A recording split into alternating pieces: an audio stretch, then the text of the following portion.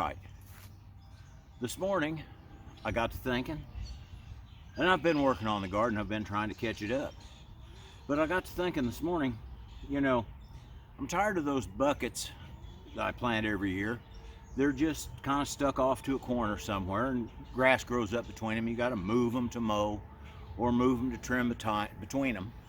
So I thought I'd do something about it. So let's talk about that.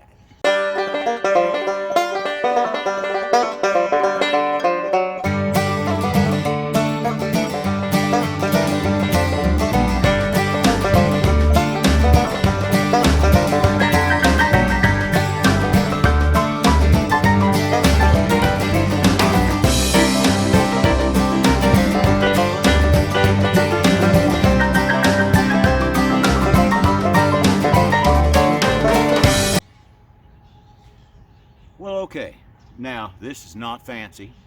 You can see it next to me. This is just some pieces of lumber that was left over from a construction project a couple of years ago.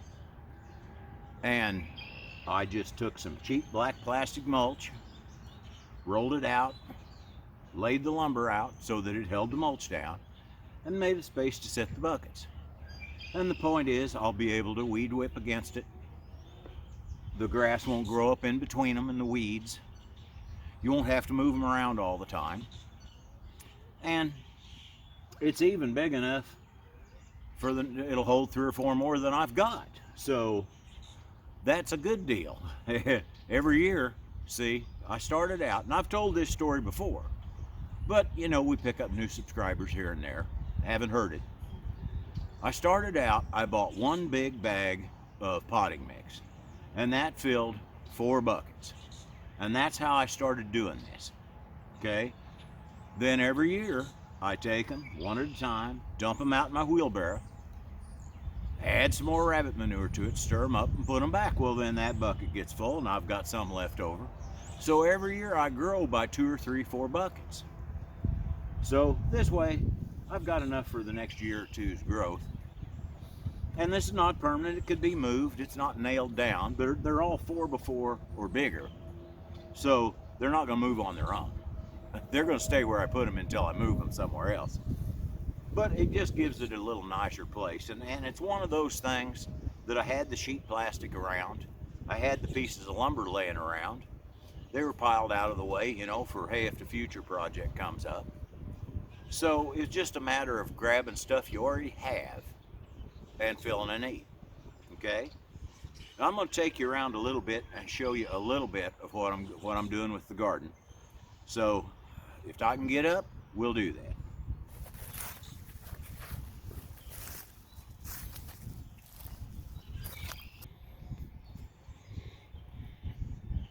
Well, okay.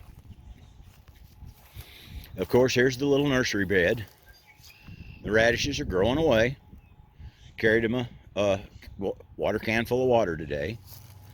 This bed is fully prepared and done. It's set up, mulched, ready. So it's all ready.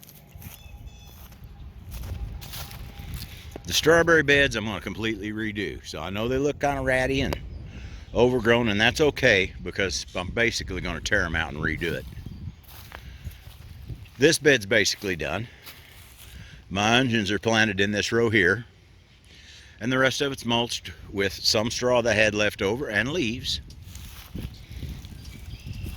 This bed's half done. I've mulched around my rhubarb, and this is the bed I've planted the new asparagus in. So some of it can't be mulched. I've got a little more weeds to pull, and I'm going to do that, but it can't be mulched until that little asparagus roots come up. All right, so this half of this and this half of this bed are what I have to do. Now this one, this is where the green beans are going to be.